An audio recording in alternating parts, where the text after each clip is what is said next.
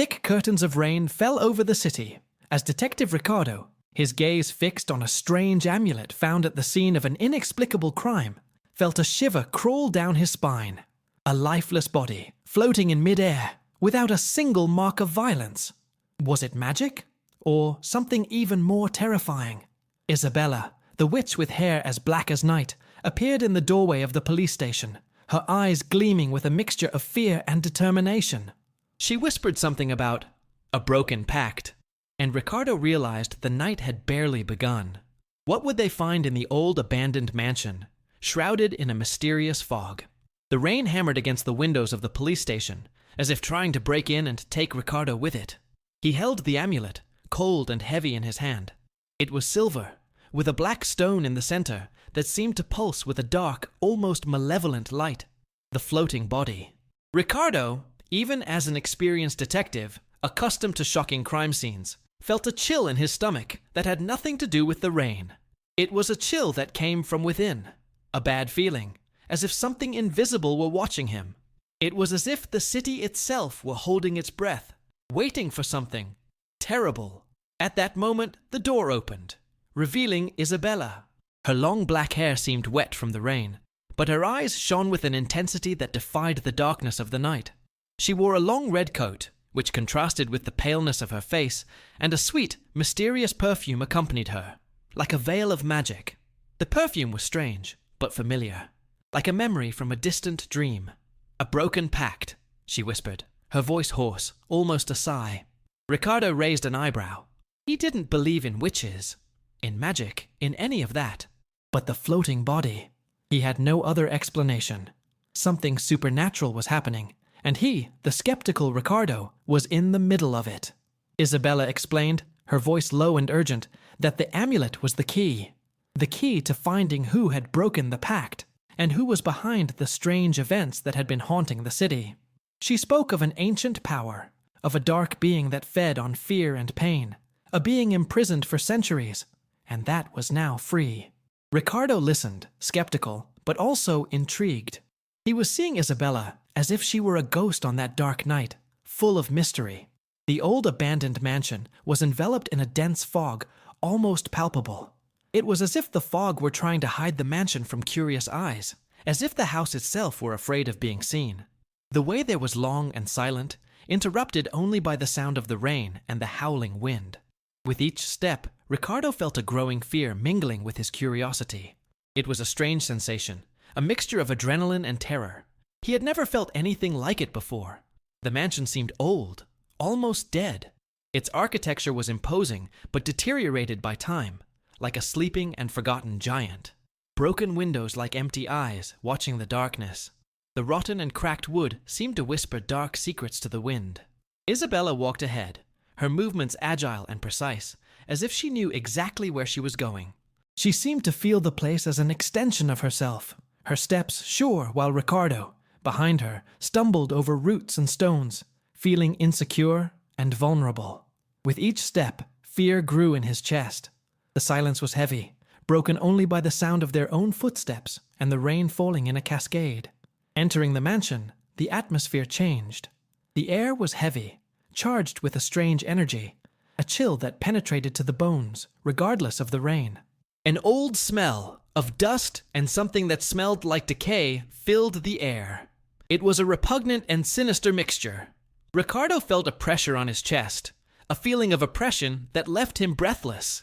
Isabella, however, seemed indifferent, as if she were accustomed to that infernal atmosphere. She lit a candle, its flame dancing slightly, illuminating a long, dark corridor.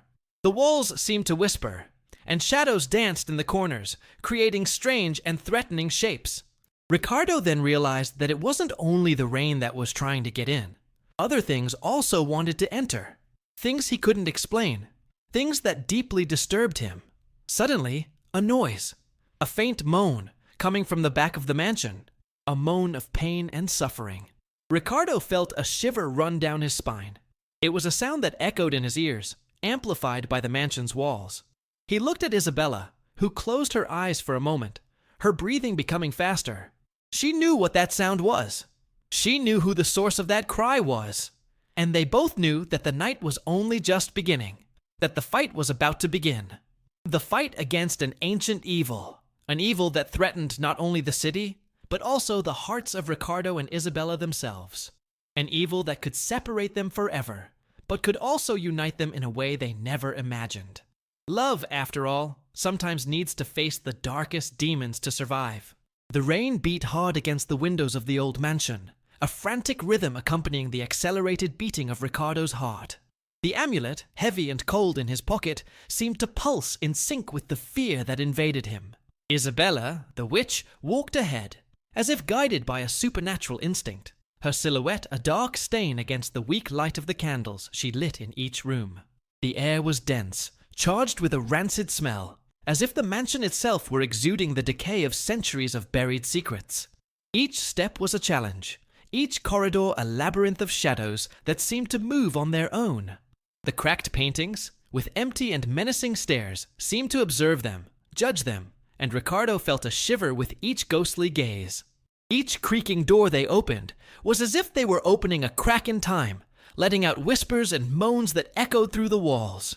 It was as if the mansion were alive, breathing an ancestral sadness, a deep pain that permeated every corner. The moan that had frightened them before came again, stronger this time, a cry of agony that resonated through the corridors, paralyzing Ricardo. His skepticism, so rigid before, cracked under the weight of supernatural reality. Isabella, her eyes now shining with supernatural strength, quickened her pace, Ricardo following in her wake, his heart pounding in his chest. The cry led them to a huge, dark, and damp room. The ceiling was collapsing, and the air was heavy with a pungent smell of earth and dampness. In the center of the room, on a kind of makeshift altar, a man was tied up, his eyes full of terror, and his skin pale as snow. The man seemed to be in shock, powerless to defend himself. Ricardo approached slowly, cautiously, feeling the negative vibration, an overwhelming weight hovering over the room.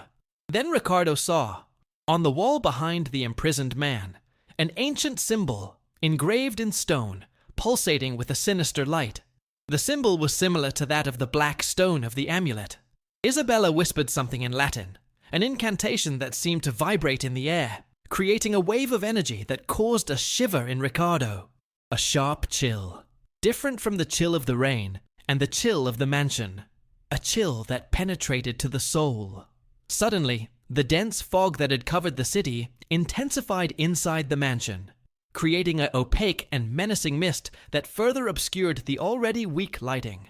A figure emerged from the shadows, tall and dark, almost shapeless, emitting a terrifying energy.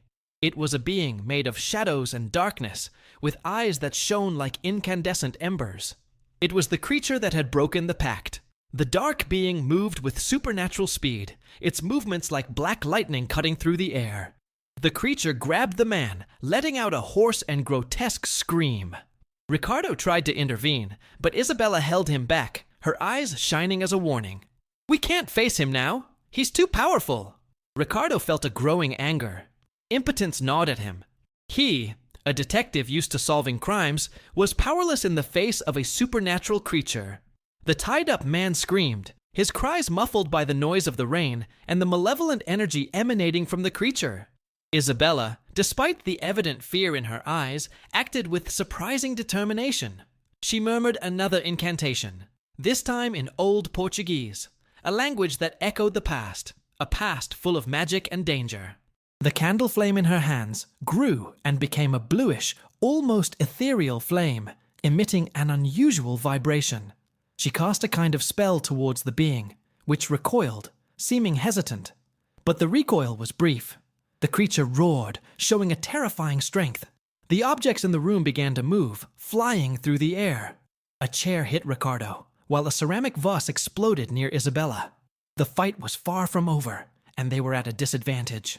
Ricardo looked at Isabella, his eyes expressing a mixture of fear, determination, and for the first time, genuine respect. They needed to find a way to defeat the creature, or they would be swallowed by the darkness. Hope was faint, but they still had each other, and love, even surrounded by demons, was their only weapon against fear. Suddenly, Isabella had an insight. She remembered an old legend, a weakness of the creature. true love. The creature, powerful as it was vulnerable to positive energies, to unconditional love. With the strength of her bond with Ricardo, a love that was growing stronger with each challenge, Isabella began a new incantation, a prayer that spoke of love, hope, and light, a spell that called Ricardo to participate. Ricardo, despite his fear, felt a wave of courage wash over him. He picked up the amulet and, for the first time, did not feel it as something cold and menacing. At that moment, the black stone shone in an intense white hue. He took Isabella's hand, both focused on that act of love, which transformed into an invisible shield. Together, they channeled their energy, love uniting them in a beam of light that spread through the room, confronting the darkness. The creature, visibly weakened, screamed in an agonizing tone, retreating into the shadows, until it disappeared completely. The tied-up man fainted, the fear in his eyes replaced by peace. The room, previously charged with negative energy, became calm. The rain continued to beat against the windows, but now the sound was softer, calmer. Ricardo and Isabella embraced, fear giving way to deep relief, a relief that was more than the absence of danger. It was the certainty of love, the love that united them, that protected them and guided them through the shadows, a love that transcended worlds and defied the darkness itself. They had won together. But they knew that the fight, the adventure, was only just beginning, because in this encounter with the supernatural, with each victory, new mysteries arose. With each step taken, they drew closer to each other, and to the incomparable power of love amidst terror. The rain finally stopped, but the silence that followed was heavier than the storm's roar.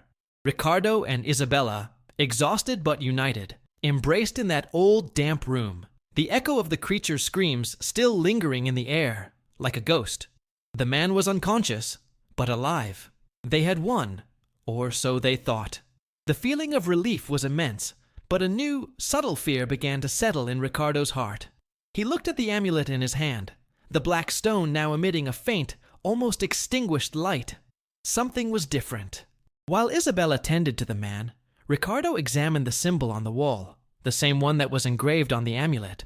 It was ancient, powerful, but there was something strange about it, a detail he hadn't noticed before. A small scratch, almost imperceptible, at the bottom of the symbol.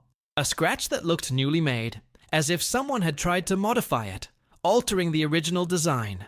A shiver ran down his spine. Someone had been there, besides the creature of shadows. Someone who knew the symbol, its meaning, its function. Isabella approached, watching Ricardo examine the symbol with a worried look. "What did you see?" she asked, her voice low and tense. Ricardo showed her the almost imperceptible scratch. Isabella frowned, her dark and penetrating eyes fixed on it. She lightly touched the symbol, and a shiver ran through her body. "That wasn't there before," she whispered, her face pale. "Someone manipulated the symbol, and that means—" She couldn't finish the sentence, her gaze fixed on a corner of the room, where a small part of the wall stood out, different from the rest. A more recent section, a new construction, hidden by the shadows and the fog. Ricardo followed Isabella's gaze. There, hidden under a thin layer of dust, was a small compartment, a sealed box with an old and rusty lock. On the lid, another symbol, identical to the one on the wall, but intact, without the mysterious scratch. A new threat, a new mystery, a secret that the creature of shadows had tried to hide, but that was now exposed. A secret that could be much more dangerous than anything they had faced so far.